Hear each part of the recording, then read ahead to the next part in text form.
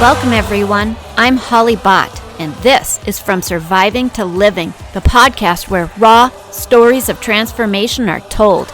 This is not just a podcast, it's the power of change.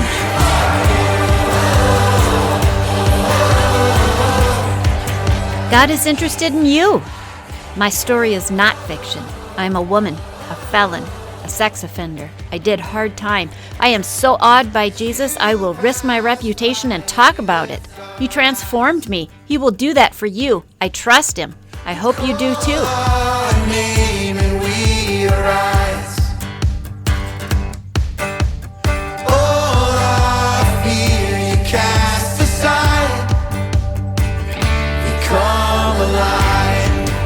Are you hurting?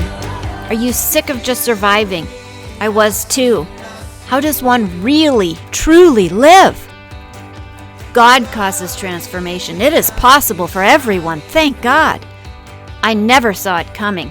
Let me tell you how it happens.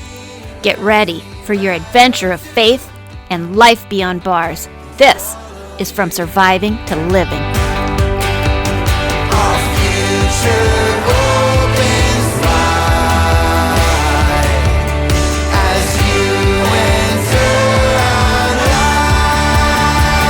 and call us friends.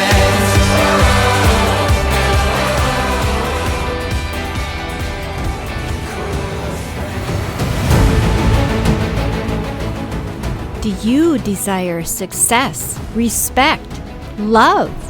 Do you feel unconditionally respected and loved? 8 months into my prison sentence, I faced uncertainty. While I waited for employment, I considered my failures. I hoped for relief, a better future. Distraction from the truth was easier to find. Discover God's perfect will for you and learn how He performs it. We'll uncover the secret of love as God defines it and how you can experience it today. Listen to the end. You won't want to miss a word. This is General Assembly. It was November 2011. Incarcerated now 8 months, I finished the WOW mental health program and became eligible to work again. Fired from my last job, I could not choose the next one. Nervously, I checked the mail, waiting for a job assignment. The prison would assign it to me based on the needs of the prison. It could be anything. Starting wages in prison varied from 25 to 50 cents an hour, and top pay ranged from $1 to $2. A few jobs even allowed for $4 to $6 per hour, occasionally. For prison, I struggled to manage money. I saw this as a performance issue, financial success that I could proudly demonstrate, and I enjoyed showing off, would give me the approval I craved, so I struggled with what it meant that I failed. I didn't budget. I hated the concept. Sometimes I engaged in retail therapy, whether I could or couldn't afford it, and I could never afford it. When I had money, I attempted to out-earn my overspending. I wrote bad checks and played beat the bank. The anxiety of such behavior eventually became too much, and I stopped using checks altogether. I remember the first time I saw the inside of a jail cell. My husband and I had moved to a small town and lived on his income. We struggled. It's not hard to imagine. We had one car, used food shelf, and saw our utilities frequently turned off. We were pretty skinny. On the flip side, we both smoked a pack a day. In an attempt to purchase food, I'd written a check I was sure would clear. It didn't. I had spent money at the local grocery store, and we couldn't afford to make the check good. This wasn't the first time this had happened, but it was the first time I was arrested for such a thing. My parents and husband found money immediately to pay the fine, and I was released from jail in a few hours. At that time in my life, I felt trapped in poverty, unsure how to escape into stability. I did work from home, sometimes 2 or 3 jobs. While raising our 5 children, I felt desperate to quit smoking. Nothing ever seemed to stick. Inside, I died a million deaths, more miserable every day than the day before. Can you relate? Do you struggle with finances, addiction, or relationships? Are you looking for solutions? I thought many people did better than me. I tried to avoid thinking about it too much. When forced to face my behavior, I used justification, excuses, blame shifting. I yearned to be self-disciplined, a financial success. C.S. Lewis states in Mere Christianity, no man knows how bad he is till he has tried very hard to be good. He states further, unless we really try, whatever we say, there will always be at the back of our minds the idea that if we try harder next time, we shall succeed in being completely good.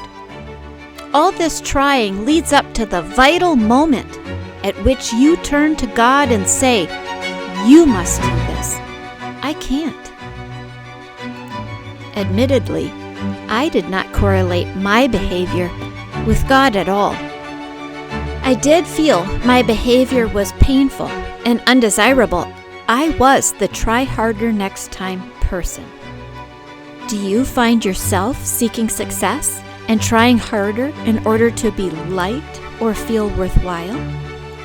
Alarmingly, if I could not manage wages at hundreds of dollars a week or thousands of dollars a month, how was I now going to manage living on just a fraction of that, successfully, with sanity? Most inmates receive only half their paycheck. The rest is taken in enforced savings, fines, fees, and the like. For many, and often me, that meant working for 12.5 cents per hour full-time and receiving a total 2-week paycheck of $3.50 on average. I struggle with what to share here. How do I contrast life outside of prison, the foreign world inside prison, and where I fell in the mix? Some things about prison are shocking to learn, no matter who you are. I'm not trying to suggest these things are good or bad. When I first arrived at prison, I was loaned $15 from the prison, whether I needed it or not. This money would be paid back from my first paychecks, which I would not earn until I finished orientation. For some, it could take months and months to repay this money because their monthly pay is so low. I was also loaned a few needed items, such as an alarm clock. We were warned, you must return this after orientation, and the prison strongly recommended we use our money to purchase our own alarm clock and any other items that would set us up for success. This is no small suggestion. The prison runs on a firm schedule, and individual cells have no clock. Failure to stand at your door for count results in discipline. Failure to go to work at the right time results in discipline. Too much discipline escalates to worse discipline. Alarm clocks can become your lifeline. Orientation lasts only 2 weeks, which is just enough time to order the things you need before what you've been borrowed is taken away. Many inmates do not order their clock. It's hard to imagine future consequences when faced with your immediate suffering. For example, one often arrives to prison from county jail, dirty, hungry, and in pain, without any belongings. Purchases other than an alarm clock seem more important, like shampoo.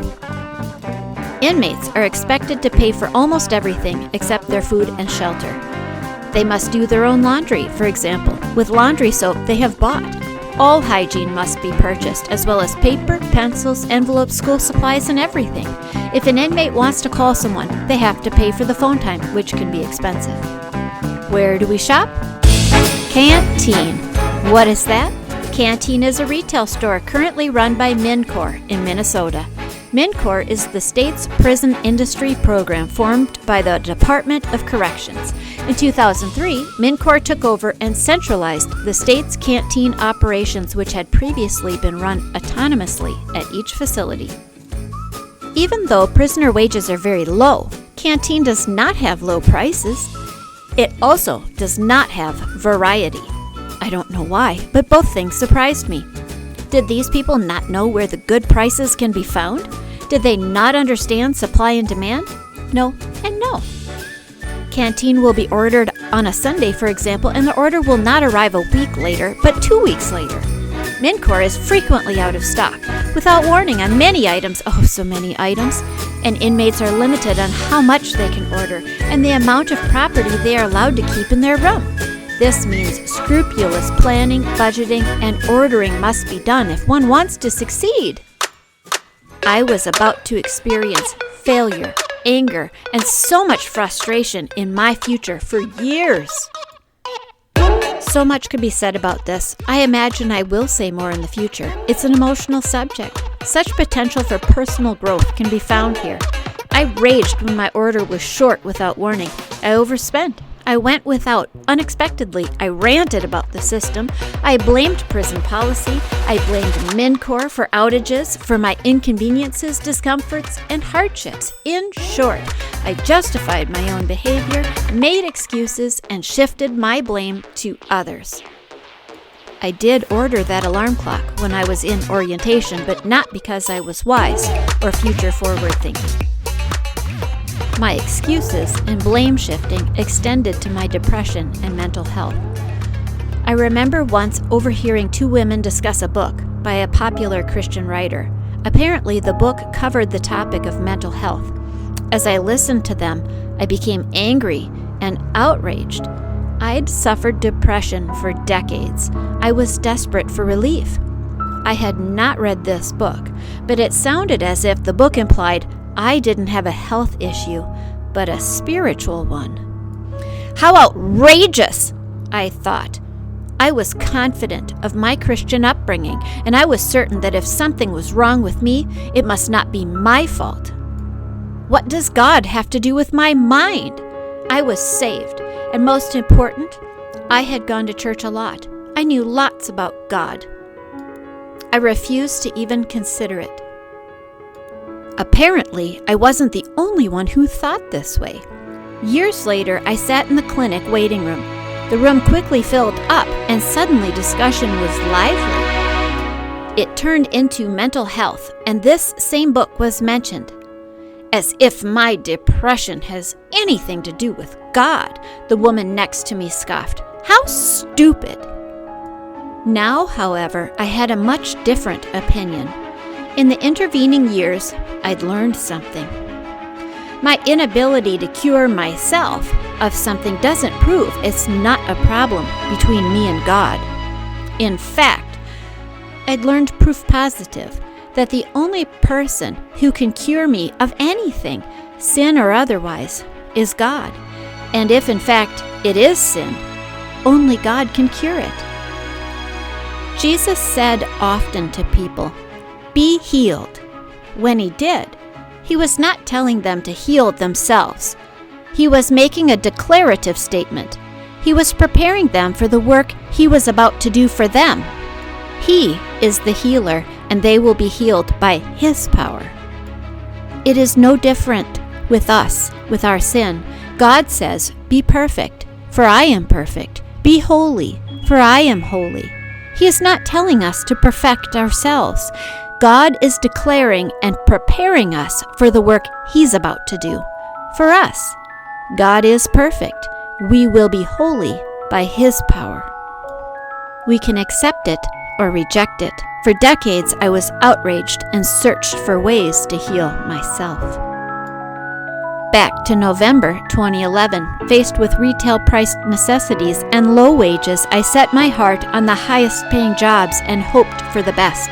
I wanted to use some of my past coping skills, out-earning my overspending. These good jobs were the MinCorp industry jobs. Finally, I was rewarded with an assignment, and industry it was. General Assembly, known to us inmates as rubber. I began the week before Thanksgiving. Dear listener, Jesus says, "Love the Lord your God with all your heart and with all your soul and with all your mind." This is the first and greatest commandment, and the second is like it. Love your neighbor as yourself. God often talks about love in the Bible. When I first began reading it, I wondered, what does it mean? As you can tell, I was a person very interested in doing well, so I wanted to know how to do it right. Was Jesus describing a feeling? What kind? A behavior? What behavior? I was hoping for a dictionary definition. Thankfully, God doesn't disappoint. Do you know that he provided us exactly that in his word? He did. It's in 1 John 3. It says, This is how we know that we love the children of God, by loving God and carrying out His commands. In fact, this is love for God, to keep His commands. I was surprised to actually discover that love of others is loving God, and loving God is actually obeying God. So it all boils down to keeping His commands. What are God's commands? The Bible calls them His ways of doing and being right, to be more specific. God has His ways, and His ways are perfect. Now, this isn't about rule following, it's about love. Do you love someone? I bet they have likes and dislikes. Maybe some are different from yours. Maybe even at times they are uncomfortable for you. Do you discuss them? Have you adjusted and adapted? I bet so. As you did it feel like rule following or love? I bet it feels like love. It's the same in our relationship with God. God says in Proverbs 16, "Roll your works upon the Lord, commit and trust them wholly to Him. He will cause your thoughts to become agreeable to His will, and so shall your plans be established and succeed." C.S. Lewis says, again in his book Mere Christianity, the rule for all of us is perfectly simple. Do not waste time bothering whether you love your neighbor. Act as if you did. As soon as we do this, we find one of the great secrets.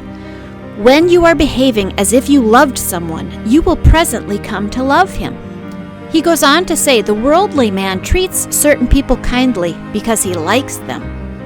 The Christian, trying to treat everyone kindly, finds himself liking more and more people as he goes on, including people he could not even have imagined himself liking at the beginning. This same spiritual law works terribly in the opposite direction. The more cruel you are, the more you will hate. The more you hate, the more cruel you will become, and so on in a vicious circle forever.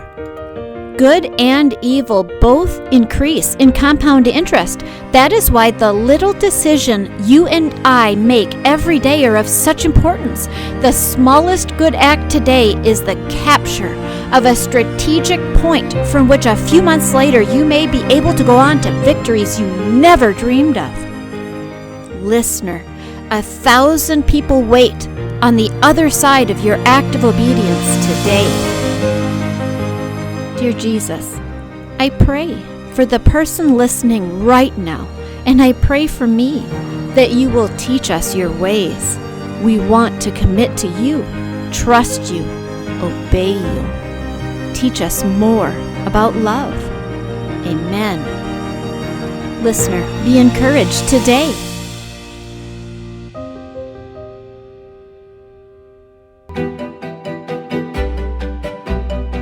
Look for more episodes that inspire at hollybot.me. Until next time, remember, your story is never over. God's grace is always waiting to rewrite it. This is From Surviving to Living.